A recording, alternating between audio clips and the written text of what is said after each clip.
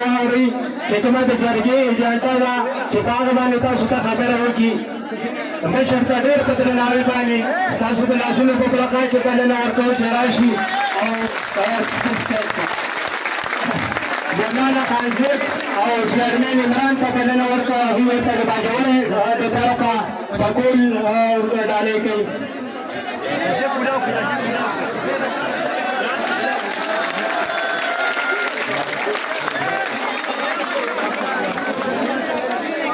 ملګري په ځای باندې کېږي، ملګري په ځای باندې کېږي. دا ملګري به ټول کېنئ یا به سایډ ته کېږئ یا به کېنئ آرام سره.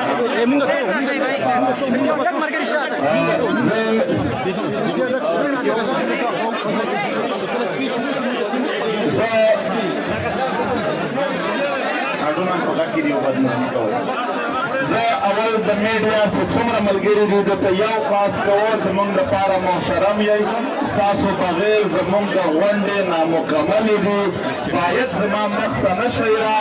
بالکل خپلې کیمرې ولګوئ او سایډ ته ودرېږئ. دا چې کوم د انتظام په نامه د پي ټي ایم ملګري دي دا د سټیج نه لاړ شئ. دا نن ورځ موږ د مشرانو سره د سیاسي لیډرانو سره او د بېلابېلو مه کوه ورور تاسو کښېنئ داسې مه کوه یار. ټوپۍ مو د پي ټي ایم په سر دي کم سے کم تاسو خو ډېر خیال وساتئ. نو دا چې څومره نیا صاحب تاسو لاړ شئ دا سیمه پرېږدئ خالي کوئ بهر شئ. دا ملګري هم دا د پي ټي ایم د کارونه هم رضاق صاحب تاسو خپل هم لاړ شئ چې زه لږ د مشرانو ووینم. نه ملګري اعوذ بالله من الشیطان الرجیم بسم الله الرحمن الرحیم. دا نن مونږ یو جلسه نه ده، دا یو جلوس نه دی. په دې کې د نارې، په دې کې د جنډې،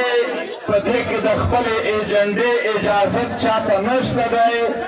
دا د یو جرګې په تړون کې په هره ضلع کې د هغې یعنې د مشرانو د دعوت او هغو ته د پوره معلوماتو ورکولو یو پروګرام دی. باید زموږ ملګري که دلته ځوانان څومره ناست وي هغه د خپل قام او وطن د دوی د اتحاد اتفاق د دوی د عزت او ناموس د دغې هر چې خیال کا ساتي بیا به دوی د آخره پره دا پروګرام اوري. په دې کې چونکې دا جلسه نه ده چې زه آخر تقریر کوم. په دې کې به یو ځل د باجوړ دلته ډېر ګرانه ډېر شملور مشران راغلي دي. د سیاسي پارټو د بېلابېلو پارټو لیډران راغلي دي. دا صحافیانو وکیلانو نه راواخله تر تاجر ترانسپورټ برادري او یونینو مشران راغلي دي. دا د ویښتانو ورته ووایه چې ته غلی شه خیر دی نور دې نه وي ناست خیر دی تاسو نو لهذا دا راغلي دي. یو ځل به زه دوی ته خبره کوم بیا به مونږ دوی اورو چې دوی څه وایي. زه به هم دلته ناست وم او دا ولسونه به هم ټول دلته ناست وي. مونږ به ډېر په عزت او په احترام دوی اورو. زه یو ځل بیا هم دا مخامخ چې کوم د پي ټي ایم ملګري چې کارډونه یې اچولي دي مونږ ته د دوی نه مسله ده. دوی د خلکې غلي غلي ټکي په نامه باندې شور کوي.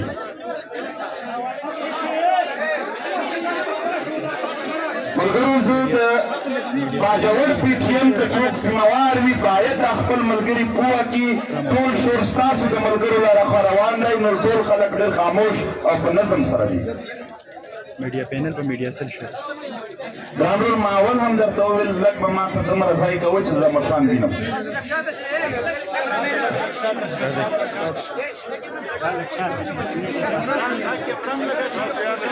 محترمو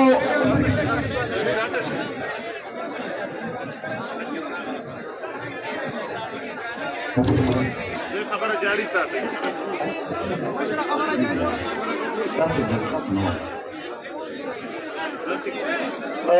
ډېر د عزت او د قدر وړ د باجوړ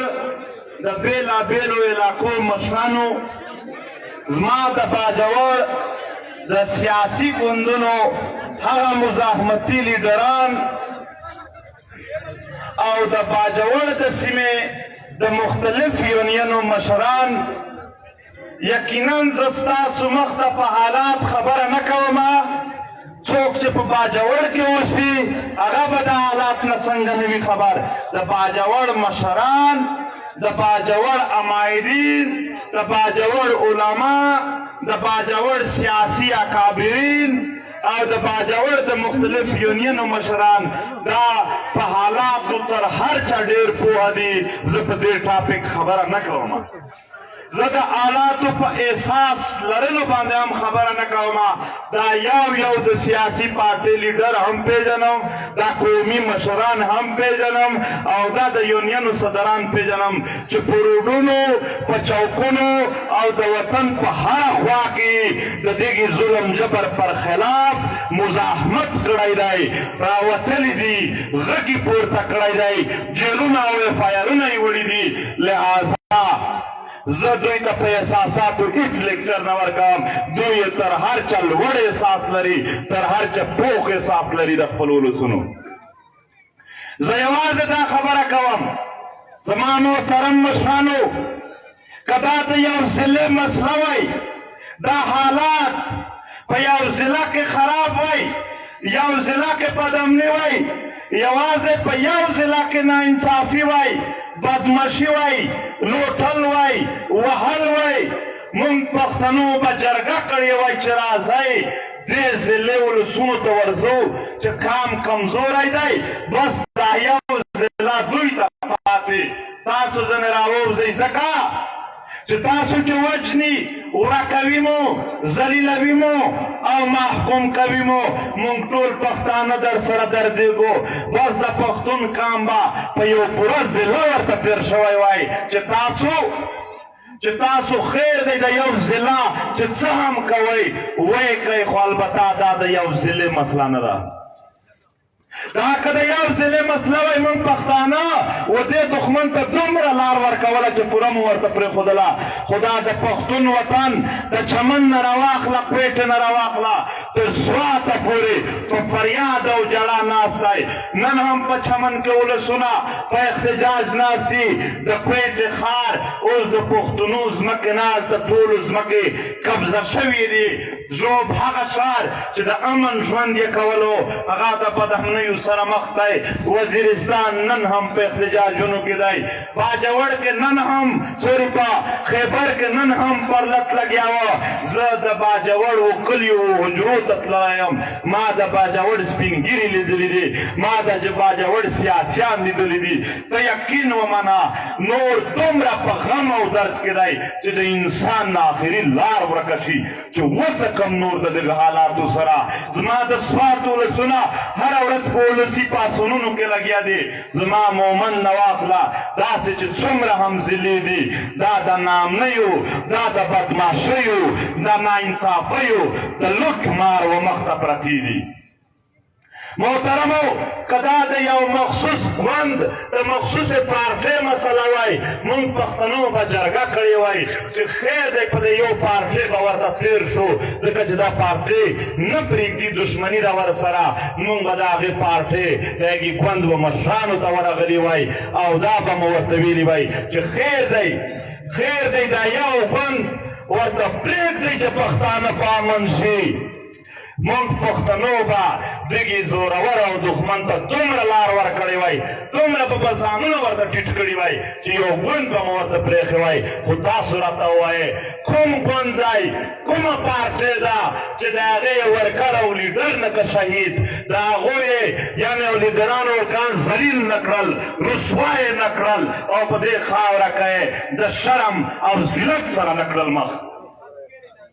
دا د یو ګوند نه په دې وطن کې هر تنظیم او هر ګوند چې دی د ټولو سره مسله روانه ده که دا مخصوص د یو پیشې مسله وای یا تاجر ته مسله وای یا دکاندار ته مسله وای یا یوازې ټرانسپورټ ولته مسله وای یا یوازې وکیل ته مسله وای یا یوازې صحافیانو ته مسله وای یا ټیچرانو ته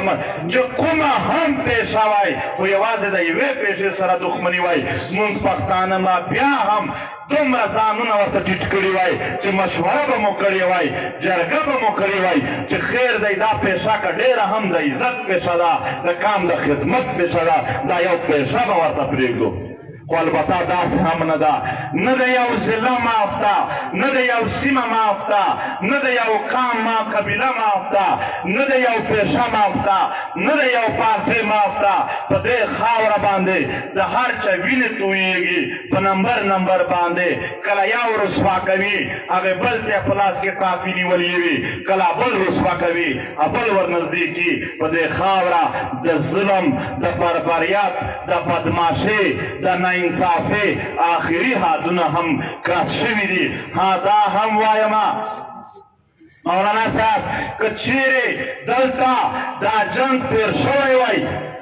که دا جنګ وای سیاسي اتحادونو ته به ویلي وای چې کلار کښېنئ د بېوسه سړي دا هم لوی عزت دی دا لوی عزت وي چې د که تېر انصاف نشه میلو راتلونکی خو ورته امن دی راتلونکی خو ورته خیر دی خو البته زمونږ په خاوره باندې راتلونکی هم تورې تیارې دي او د دنیا د قوتونو د خپل منځ کې په یو بل باندې د پراکسي جنګونو وارونه دي چې زمونږ خاوره پکې سوځي محترمو یوازې د تیر جنگ خبره نه ده اوس هم په جنگ کې او راتلونکی دی هم تر دې دردناک تر دې ذلیل او تر دې د شرم سره مخ کېدونکي مناظر درته مخ ته دي موږ په خپلو شهیدانو ژاړو موږ په خپل وطن ژاړو موږ په خپل چې څومره هم واقعات را سره روان دي په دې ژاړو په وسایلو لوټ مار ژاړو خو چټان صاحب دا ژړا خو کوو خو د دښمن ارادې تر دغه ځای ختم نه دي دښمن تر دې هم سخت ارادې لري ستا د وهلو تر دې هم کلک ارادې لري نو محترمو دا حالات خرابوي څوک د څه لپاره یې خرابوي د چا څه ګټه ده چې د پښتنو په خاوره د جنګونه وي هغه هم درته وایمه په دې خاوره باندې همیشه پراکسي جنګونه شوي دي پراکسي جنګ د جنگ جدید شکل دی لکه څنګه چې د تګ راتګ دپاره به پخوا په خلک پاسونو تلل بیا دنیا جدید شوه بسونه راغلل بیا دنیا جدید شوه موټرې راغلې جهازونه راغلل دا یې د هر شي جدید شکل وي پخوا به خلکو یو بل ته خط لیږلو بیا یې پیتې ډکولې ام بیا موبایل ټلیفون شو او نن موبایل دی بیا انټرنیټ دی چې تر ویډیو کال پر کېږي داسې په دنیا کې هر شی جدید شوي دي جنګونه هم اوس جدید دي په جدید دنیا کې غټ قوتونه ډایرکټ جنګ نه سره کوي د بل په خاوره د بل په وجود جنګ سره کوي ځکه دې ته د پراکسي معنا دا ده چې خاوره د بل وي وجود د بل وي مفادات تستا وي لکه مثال اوسني وخت چاینا سیپیک تیرول غواړي چاینا سیپیک تیرول غواړي او امریکا یې نه ورته پرېږدي ولې نه ورته پرېږدي ځکه یې نه پرېږدي چې امریکا په دنیا کې سوپر پاور په یو وجه ده چې یو غټ معیشت لري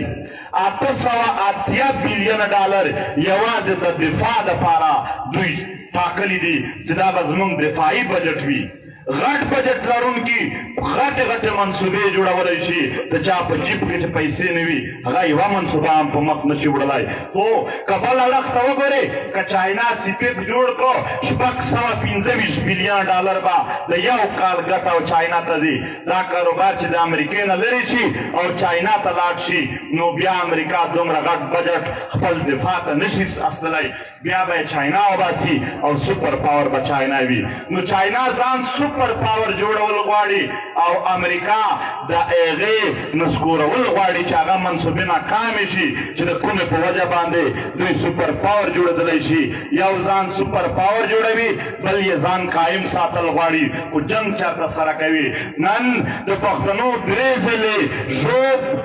دیای خان او لکه مروت د سپیک سره ټچ دي او درې وړې په اور کې دي په هغه درې وړو کې هره ورځ جنګ کېږي چې په یوې ځای باندې پراکسي جنګونه وشي سپیک تېر نه شي نو او بل به اپریشنونه کوي چې زه یې تېرول غواړم یو ډرامه سره ساز شي دې ته پراکسي جنګ وایي چې وجود ستا دی خاوره ستا ده خو مفادات څوک پکې ځان سپر پاور جوړول غواړي څوک پکې ځان سپر پاور ساتل غواړي لہذا د پردیو په خاوره د پردیو په وجودونو باندې خپل مفاد لپاره جنګ کول د پراکسي جنګ وایي چې زمونږ په خاوره د ډېر زور نه لګیا دی هېڅ ګټه زمونږ وطن ته نشته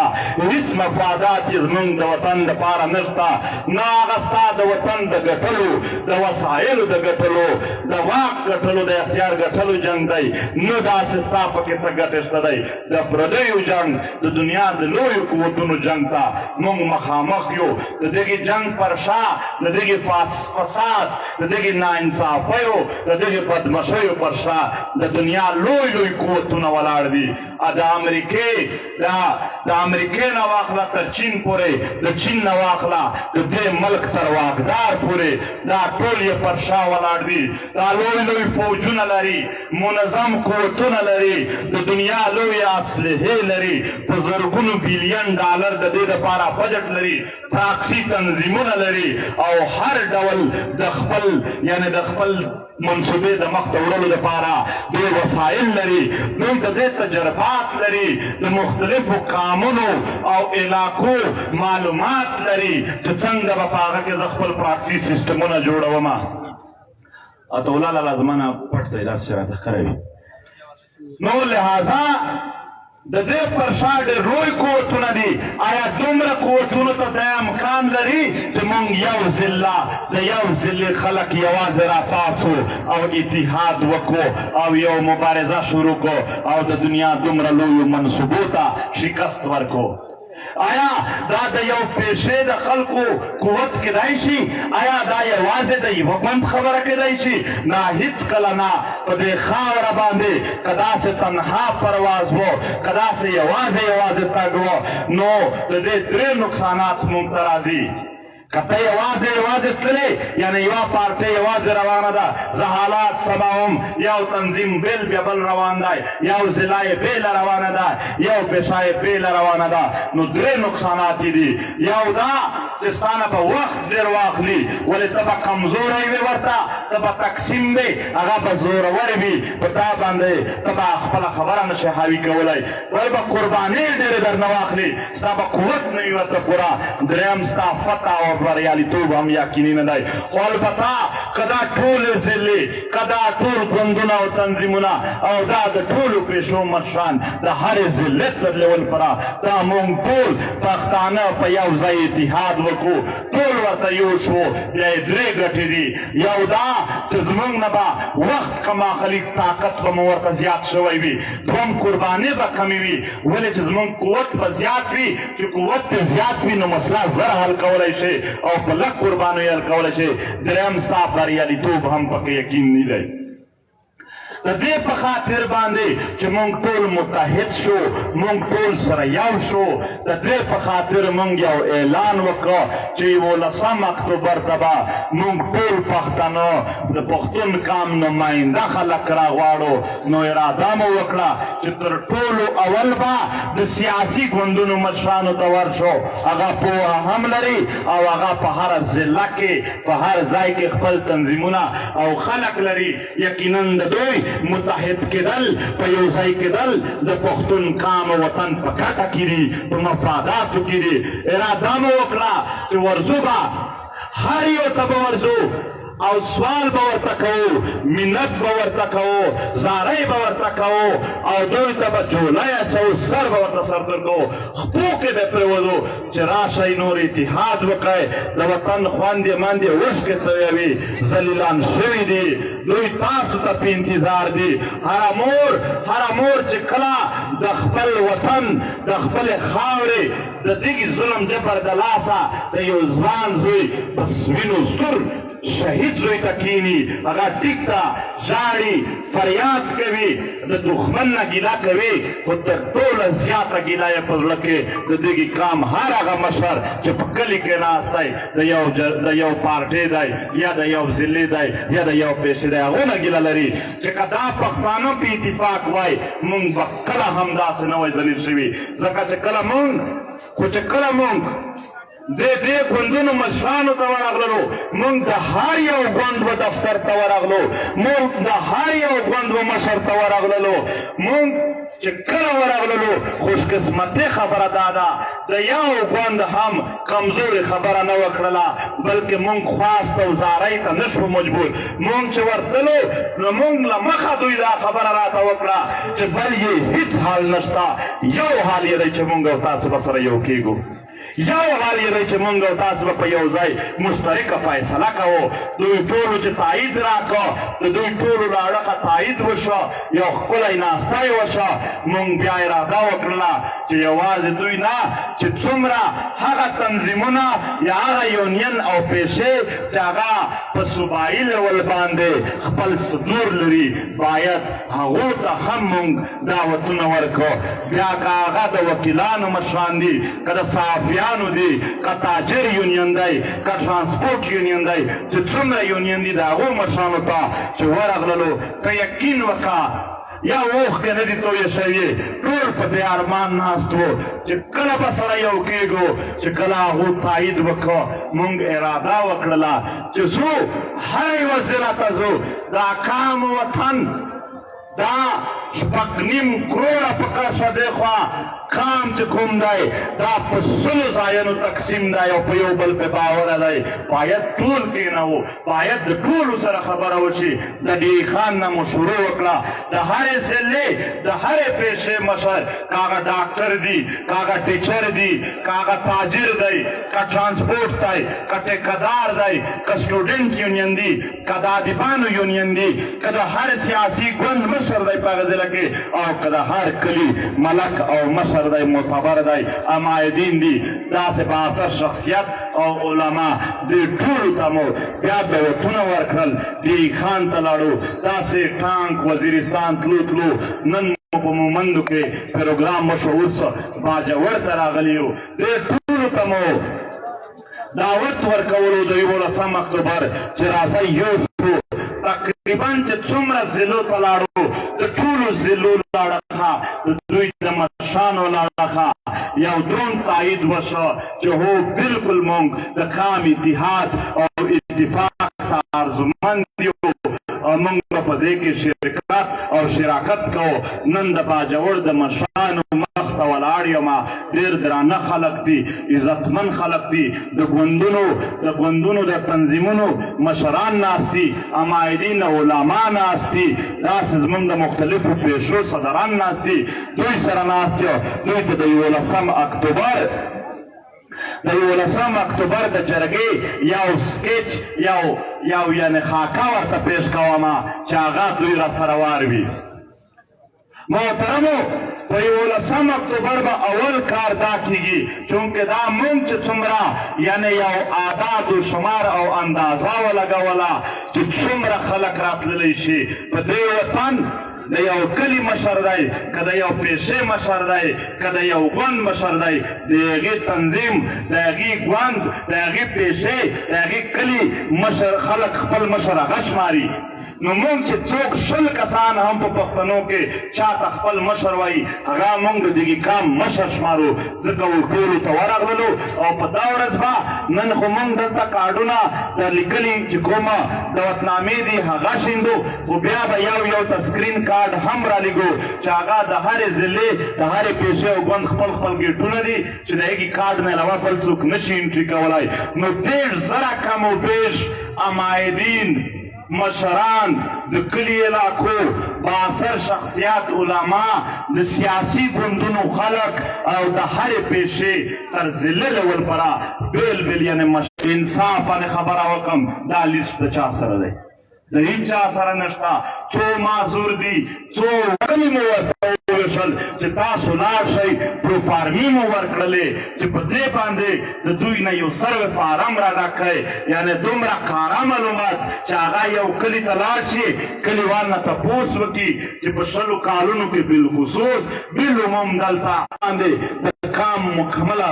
غمیده ورته وښایو لہذا پښتون کام چې ټول عمرې د پیرنګي او د پنجابي په سروې کې یعنې چې سروې کوي دوی په کتابونو کې د خپل قام غمیده کتلي دي نه نور خپل بنیادونه جوړوو نور خپل دلیلونه جوړوو نور خپل ثبوتونه مخته راوړو چې زموږ د وطن دا دلیل مضبوط وي او دا دلیل قوي وي سبا صرف موږ نه چې یو عام وکیل او صحافي هم په دنیا جهان چې که یو ماشوم یې هم زخمی شو د دنیا و هر کونج ته خبر ورسوي هغه وینې ضایع کېږي نه په دنیا کې د فلسطین دپاره همدردي پرې زیاتېږي په هغه باندې جوړېږي موږ چې داسې مې کېنول یو ته مې وویل د خیبر پښتونخوا و مشرانو ته چې تاسو دوکۍ او څنځاوۍ پېژنئ هغه ویل موږ نه پېژنو دا څه دي ما ویل دا سیمې دي د پښتنو دي او وسایل په وړلو کې نه دي په کار خلاص شو زما د بجور او مومند بچیان به بیا د لاهور او د پنډې د پارکونو مخکې د چا پټ څپلې نه پلش کوي په لکونو روپۍ معاش به په لکونو انسانان دلته د خپل کلي نه اخلي یو بل نو ځکه موږ دا احتیاط وکړو چې ښه قاره معلومات موږ ته منځته راشي هغه پروفارمې مو داسې جوړې کړلې چې په هغه کې د دروغو ګنجایش نه کېږي نو چې کله دا معلومات و ټولو ته وښودل شي په هغه نه پس به په 2مه ورځ باندې موږ د دغې یعنې حال خپل کیمپ یعنې خپل کیمپي د ضلع په نامه بیا به ورسره د هرې پیشې په نامه خپل کیمپي یعنې د باجوړ د صحافیانو صدر د مومند د صحافیانو صدر د چمن د صحافیانو صدر د کله سیف الله د صحافیانو صدر د وزیرستان او تر چتراله پورې د هرې سیمې د صحافیانو صدران به د صحافت د ورونو په نامه باندې هلته کیمپي هغه ته لاړ شي باندې بیل کیمپي بیا به د هر ګوند خپل بیل کیمپي چې د هغې ګوند مشران که دوی په هغه ورځ به خپل دفتر ته ځي که هلته کښېني 2مه ورځ به دوی په خپل منځ کې موږ هېڅ اجنډا نه ورکوو سپین کاغذ به هلته پراته وي د دوی کار شروع شو دوی د دلته په خپل منځ کې بحث وکړي عقل د سره شریکي دا په سکرین یې څه ولیدل سټیج ته پلانکی راغی چرچکې ورته ووهې دا نشته تقریر پلانکی ده وکړي هېڅ تقریرونه نشته یو انتهایی سنجیده عمل لګیا دی یو ځپلی یو وهلی یو دردېدلی او یو پاشلی قام سره یو شوی دی د خپلې خاورې په اکثریت رایې باندې یو تن چې هغه په تاسو کې تر ټولو پوهه او تر ټولو باصلاحیت انسان وي دلته څه عام خلک نه دي ناست هلته ډېر معتبر او پوه خلک ناست یعنې ایجنډا راوړي دوی د منځ ته سره کېږي دا اتیا کم او بیش کسان چې کوم دي دا زموږ قامي عدالت دی سره کېدني دست وکړه کوو او پر شا کېږو نه بیا به ناست خلک ناست خو هم عام خلک نه دی د هر سړي پر شا نور خلک دي یو نماینده کس ناست دی دا به هم ټول حلف واخلي چې موږ هم چې هره پرېکړه وشوه در سره ولاړ یو بیا په هغه